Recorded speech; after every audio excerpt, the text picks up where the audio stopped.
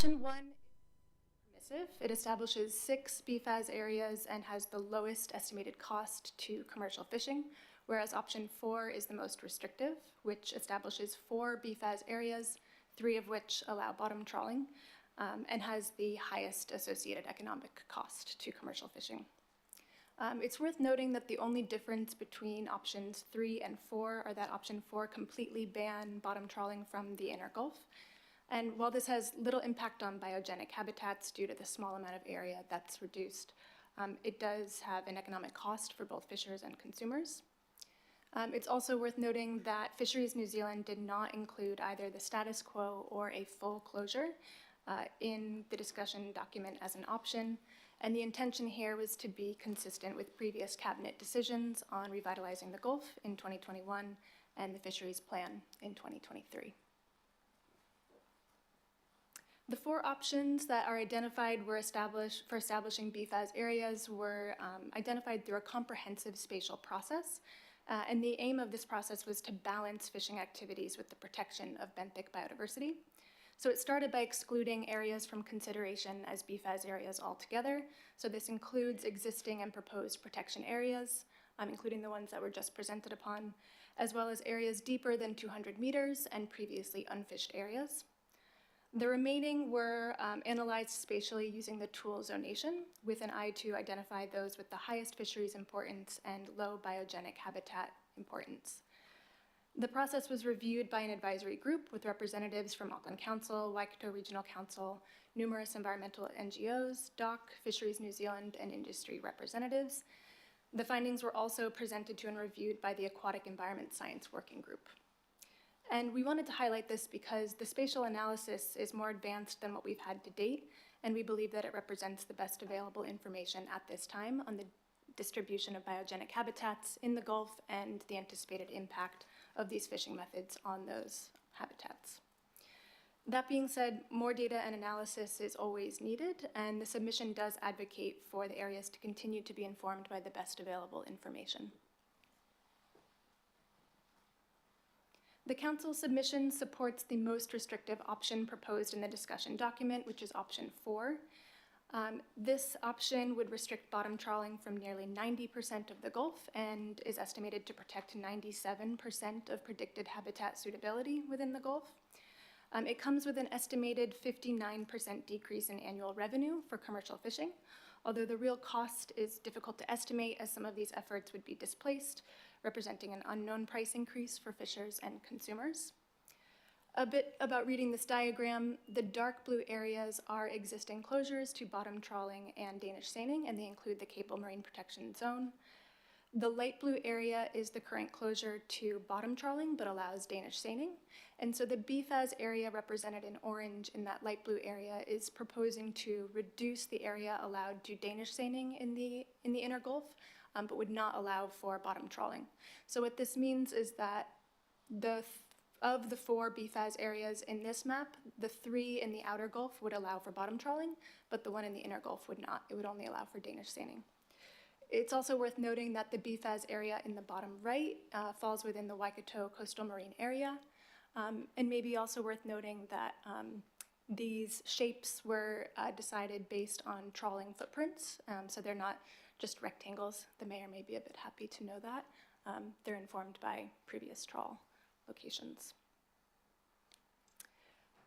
As a total ban was not a formal option provided by central government, despite having public popularity, our draft submission proposes a sunset clause as an additional step to phase out these activities in coming years.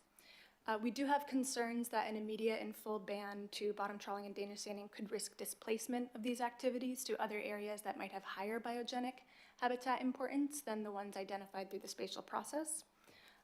The addition of a sunset clause would mitigate the potential displacement of those fishing activities, and it would also allow the industry time to transition to more benign methods.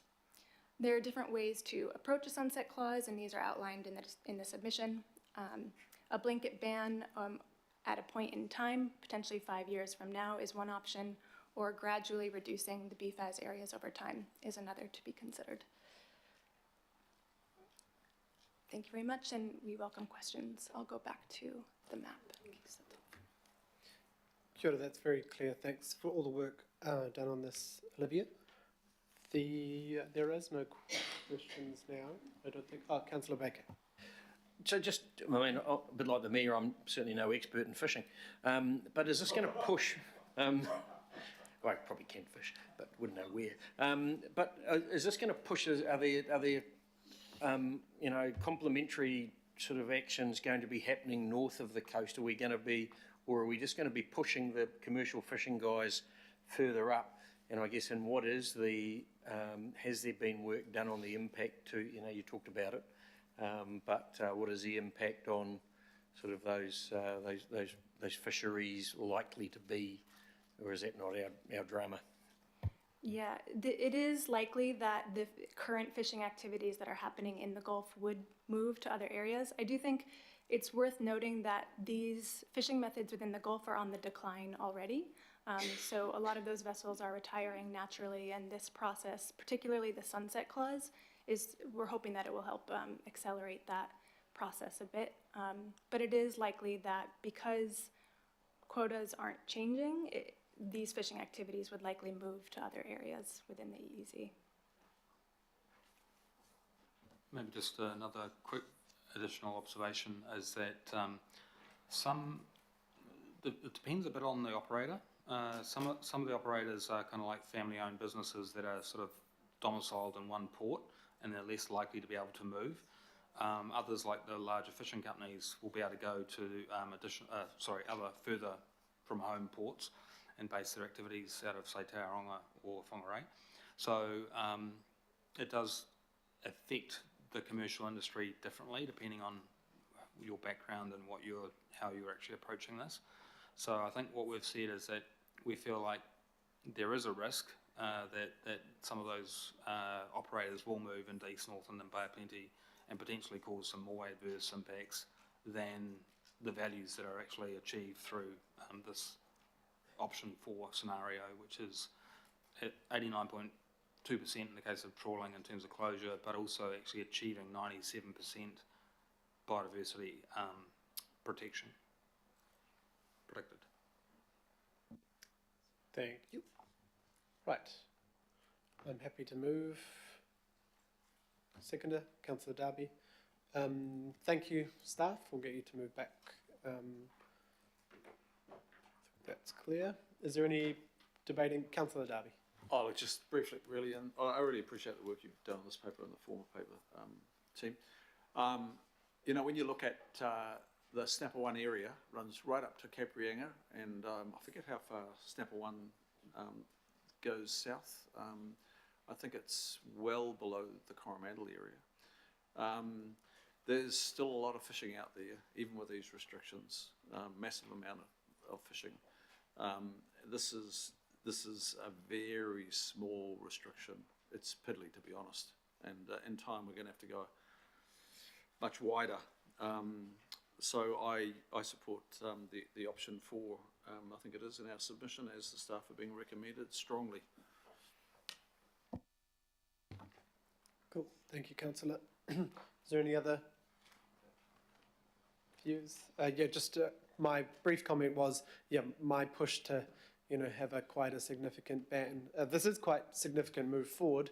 I had asked staff previously if we could go further, but there is that concern in the short term of just displacement to another area and making things worse. So it's about that, I guess, scheduled approach to, I guess, some sort of nationwide ban long term. But I think it's a good step forward. So all those in favour? Any opposed? No. Oh, sorry, Mayor, did you have something to? I was just going to commend them on picking the option 4, and it's not my fault the ocean's running out of fish. Kia ora.